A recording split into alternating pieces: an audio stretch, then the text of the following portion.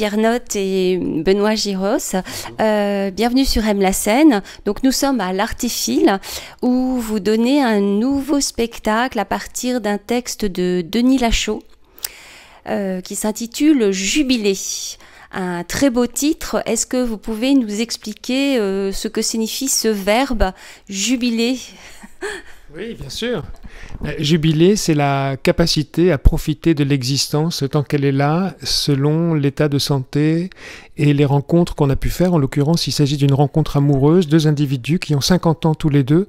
Le jubilé, c'est aussi la commémoration d'une fête après 50 ans d'existence d'un événement. Et là, il s'agit bien aussi d'individus qui ont 50 ans, qui vont essayer de se rencontrer. L'un, malgré sa peur de la solitude, l'autre, elle, malgré sa volonté d'une liberté, d'une autonomie totale. Et malgré ça, ils vont se rencontrer, vouloir s'aimer, construire un amour nouveau et toujours travailler ensemble à jubiler malgré absolument tout. Alors ce couple, effectivement, cet homme et cette femme, donc vous l'incarnez, Benoît Giros, et vous avez une partenaire, Judith Rémy. Vous aviez déjà travaillé ensemble pour avoir cette complicité ? En fait, la compagnie L'Idée du Nord que je dirige a commandé le texte de Jubilé à Denis Lachaud, et donc il a écrit pour Judith Rémy et pour moi. Et du coup, en fait, avec Judith, on n'avait jamais travaillé ensemble, mais c'était vraiment une volonté de demander à Denis d'écrire ces personnages qui sont des personnages de fiction, mais qui parlent du thème de l'amour que moi j'avais envie de traiter. Et du coup, après, avec Pierre, a accepté de faire la mise en scène. On avait déjà fait on avait déjà eu ce fonctionnement-là sur La Magie Lente. Et en fait, c'était vraiment une envie de continuer à travailler ensemble autour des textes de Denis et autour de la direction et de la mise en scène de Pierre. Donc en fait, c'est la première fois que moi je travaille avec Judith, Pierre aussi je pense. Mais par contre, c'est comme un noyau qui s'agrandit et qui grandit de manière naturelle. Oui, parce que sur Magilande, vous étiez seul à porter le texte de Denis Lachaud. Un texte magnifique, encore une fois. Alors, parlons de la mise en scène. Moi, je vous le dis tout de suite, je suis fan à chaque fois que je vois une mise en scène de vous. Sur Magilande aussi, j'avais adoré. C'est ce qui est toujours fascinant pour le spectateur, c'est l'extrême précision du déplacement, et on a l'impression que chaque geste a été conçu pour illustrer ou apporter quelque chose au texte. Donc j'aimerais savoir en fait cette magie, hein, on parlait de magie lente, mais là c'est une magie de la mise en scène. Comment vous faites pour arriver justement à diriger les acteurs et faire en sorte que ces gestes-là soient des plus, apportent encore plus d'éclairage sur le texte? C'est là un texte extrêmement différent de La Magie Lente de Denis Lachaud, puisque là il s'agit de deux individus qui vont essayer de se rencontrer, de construire ensemble une histoire d'amour différente, particulière, nouvelle pour eux. Mais c'est un texte très narratif, très cérébral, d'une intelligence très supérieure, et je souhaitais que l'écriture de la mise en scène puisse épouser l'écriture dramatique de Denis Lachaud, de sorte qu'ensemble, on puisse créer simplement sur le plateau de la vie, de la brûlure, de la flamme, de l'existence, de la passion et de l'amour. C'est-à-dire que l'écriture de Denis, elle doit être absolument entendue, respectée, écoutée. Elle permet aux personnages, aux figures de se raconter, d'avancer et de construire des choses. Mais sur le plateau, il fallait qu'une autre écriture s'ajoute à l'écriture de Denis pour que les mouvements des corps, pour que les voix, elles aussi, incarnent cette écriture tout simplement. Mais je crois que c'est toujours un peu ça. La mise en scène, c'est une écriture qui va contre ou qui va avec, qui va pour le texte, sans jamais s'en servir, qui va toujours le servir, mais qui va tenter par une sorte d'organisation chorégraphique, permettre au texte de prendre vie et de prendre feu sur le plateau. Oui, vous avez employé le terme de chorégraphie, mais c'est vrai qu'on a vraiment l'impression d'une chorégraphie. Donc vous, en tant qu'acteur, vous avez le texte, mais vous avez aussi toute cette gestuelle extrêmement précise, les accessoires aussi qui sont extrêmement importants. En fait, il faut organiser ce ballet du quotidien qui n'est jamais quotidien. Mais en fait, c'est comme s'il y avait 3 niveaux dans ce que demande Pierre. Il y a le texte, il y a les émotions qu'il rajoute au texte pour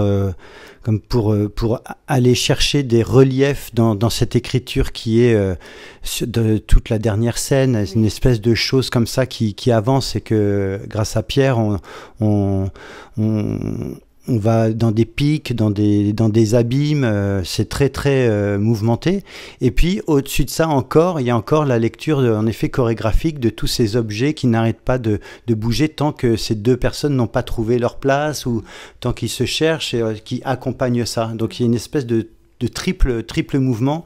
Et en fait, moi je trouve que c'est là où le spectacle est très riche. Enfin, oui, voilà, c'est que les spectateurs, enfin, même moi en tant qu'acteur, je suis sans cesse balancé entre ces trois pôles.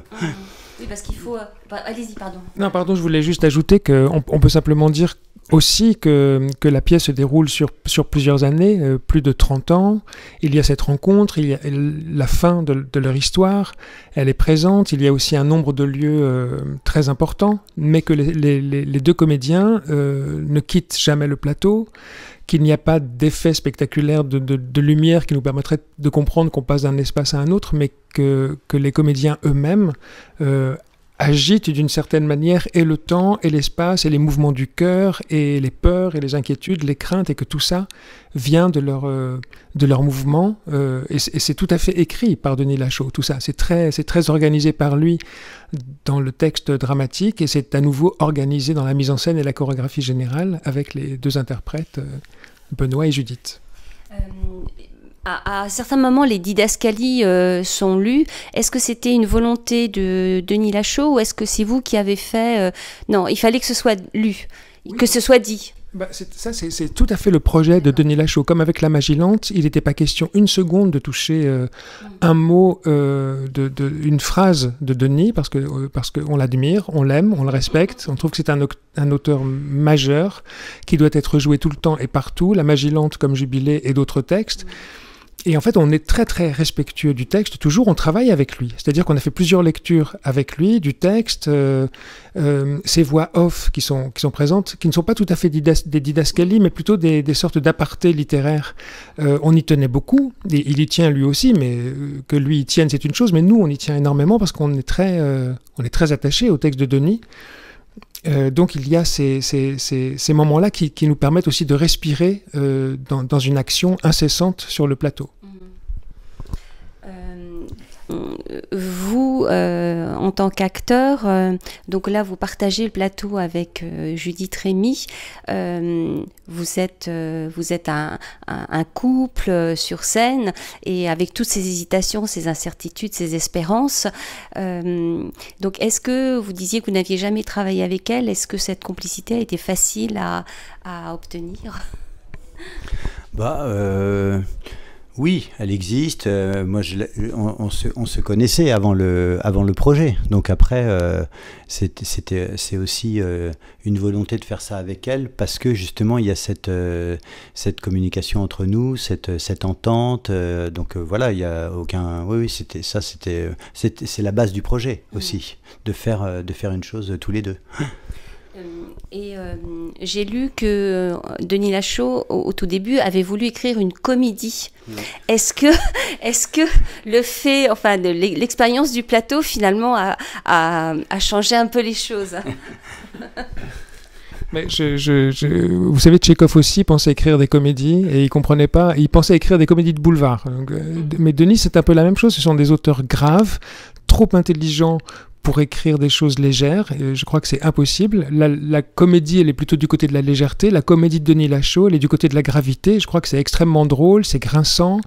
Mais en fait, il écrit des choses beaucoup plus profondes et beaucoup plus douloureuses. Il se plonge véritablement dans les abysses des affres, de la douleur d'aimer ou de ne pas aimer, d'avoir peur de ne pas être en mesure d'aimer ou de ne plus être capable d'aimer. L'autre, la question de l'autre, la place de l'autre, tout ça peut faire des comédies quand on est d'une légèreté et d'une insouciance formidable. C'est pas du tout son cas. C'est un homme grave, un homme d'une intelligence remarquable qui écrit des choses graves et intelligentes.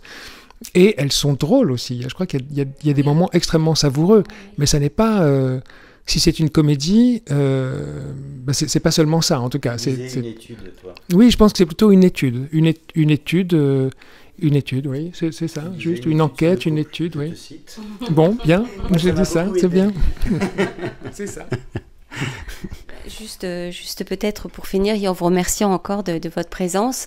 Le spectacle ménage un effet, puisque à un moment donné, on a l'impression que voilà la scène en blanc, qui est magnifique, cet adieu finalement à l'amour, tout en permettant à l'autre de poursuivre. Finalement, il y a un changement total et qui permet au spectateur de comprendre en fait comment finalement ceux qu'on avait laissés sur le bord de la rupture, on arrive des années après à cette espèce de sérénité totale. Et ça, c'était écrit dans le texte. On trouve, enfin, pour le spectateur, c'est quelque chose de très fort. Et les dernières tirades de cette femme et de cet homme sont vraiment magnifiques. Vous avez raison, c'est très beau. Et puis ça, c'est le génie, c'est l'intelligence, c'est la beauté du texte de Denis. C'est ce voyage dans le temps et comment nous comprenons qu'une histoire d'amour a pu perdurer, a pu exister jusqu'au bout, malgré les difficultés qu'elle présentait au tout début de sa construction. Après, ce qu'on peut vous dire aussi, c'est que quand on a fait plusieurs lectures avec Denis, Benoît et moi, nous trouvions que... C'était pas le cas de Judith, mais Benoît et moi, je crois me souvenir que nous trouvions que le personnage de Judith n'était pas suffisamment présent.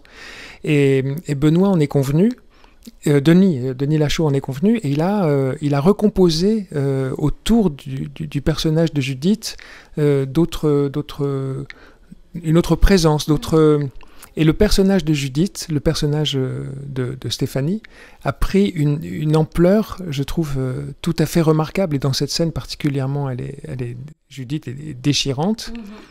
Et le personnage féminin de la pièce a peut-être à un moment donné pris le pas, parce que c'est un personnage qui s'est construit et qui sait exactement comment se positionner dans la construction d'une histoire d'amour, alors que le personnage masculin, lui, est encore dans la peur, dans l'appréhension. Il n'est pas encore tout à fait au même endroit qu'elle, qui va, elle, construire l'histoire. Mais elle, qui a une maturité formidable, ce personnage et Judith, de la même manière, elle pense que la liberté est conciliable avec l'amour et avec le couple. Et autrement dit, si c'est un projet écrit par Denis Lachaud, mis en scène par un homme, interprété par Benoît, qui est le directeur de la compagnie, c'est quand même Judith Rémy qui porte l'ensemble du projet sur ses épaules.